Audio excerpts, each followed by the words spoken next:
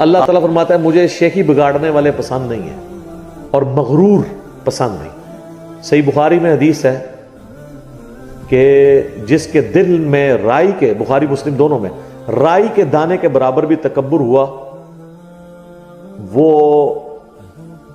جنت میں نہیں جائے گا۔ صحیح مسلم میں ذرا یہ ڈیٹیل ہے حدیث۔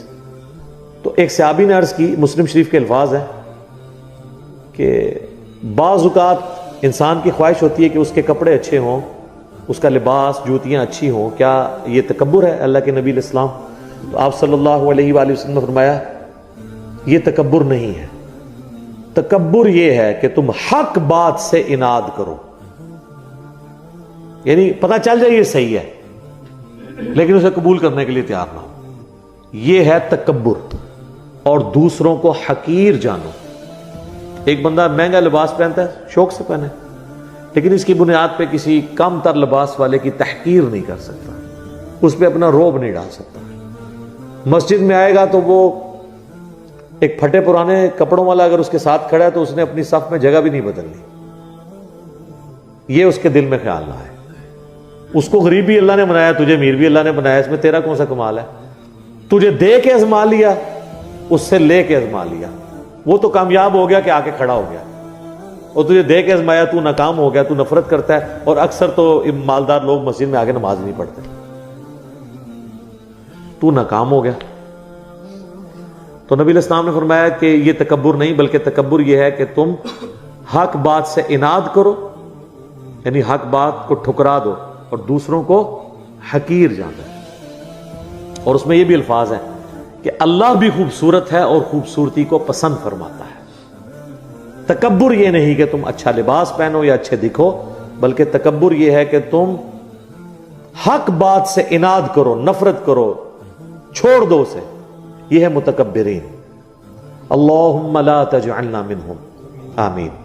باقی جو بخاری مسلم میں ایک حدیث بھی ہے، نبی علیہ السلام نے فرمایا کہ بعض اللہ کے بندے ایسے ہیں پرانگدہ حال پھرتے ہیں جن کو کوئی پوچھنے والا نہیں ہوتا، غریب لوگ، ان کا لباس بھی اس طرح کا ہوتا ہے، لیکن وہ اگر کسی معاملے میں اللہ پر قسم کھا لیں تو اللہ تعالیٰ ان کی قسم ضرور پوری کرتا ہے۔ بخاری و مسلم میں حدیث ہے، نبی صلی اللہ علیہ وسلم کے سامنے سے ایک شخص گزرا، صحابہ سے آپ نے پوچھا اس کے بارے میں تمہارا کیا خیال ہے؟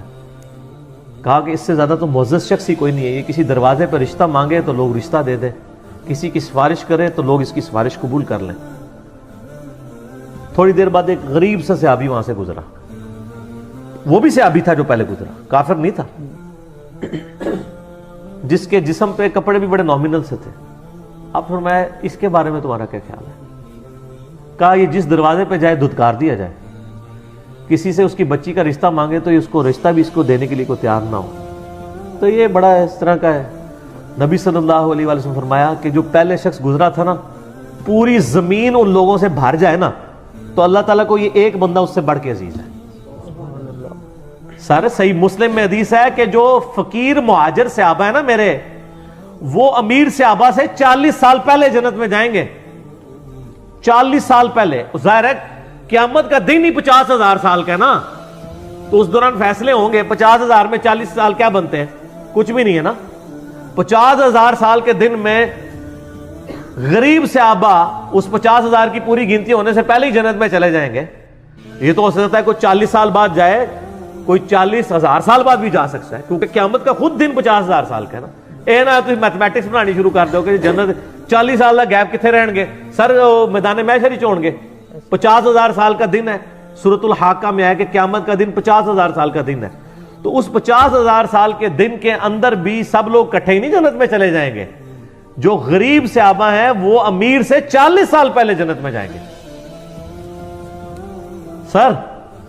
تو یہ اسی لیے نبی علیہ السلام نے فقر کی زندگی اختیار کی ہے نا۔ بخاری مسلم میں حدیث ہے، اے اللہ محمد اور آل محمد کو بس اتنا ہی رزق دینا کہ ان کی روح اور جسم کا رشتہ برقرار رہے۔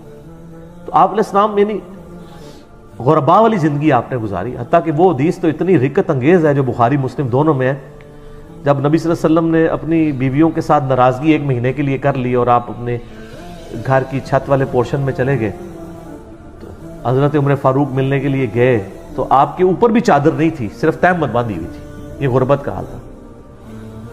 اور وہ جو نقشہ کھینچا ہے حضور کے گھر کا، وہ انسان کے آنسو نہیں رکتے، اور آپ کے جسم مبارک پہ چٹائی کے نشان ہے۔ حضرت عمر رو پڑے، ان کا یا رسول اللہ کیسر و کسرا دنیا کے مزے لوٹ رہے ہیں اور آپ اللہ کے نبی ہیں، یہ ساری دولتیں تو آپ کے لیے ہونی چاہیے۔ آپ فرمایا عمر لگتا ہے دنیا کی حقیقت ابھی بھی تجھ پہ نہیں کھلی۔ سر حضرت عمر کو کہا جا رہا ہے میں اور آپ کسی کھاتے میں نہیں، کیا تم اس بات پہ راضی نہیں ہو کہ کیسر و کسرا یعنی رومن اور پرشین امپائر کے جو بادشاہ ہیں وہ دنیا کے مزے لوٹیں اور ہم آخرت کی سعادت لوٹ لیں؟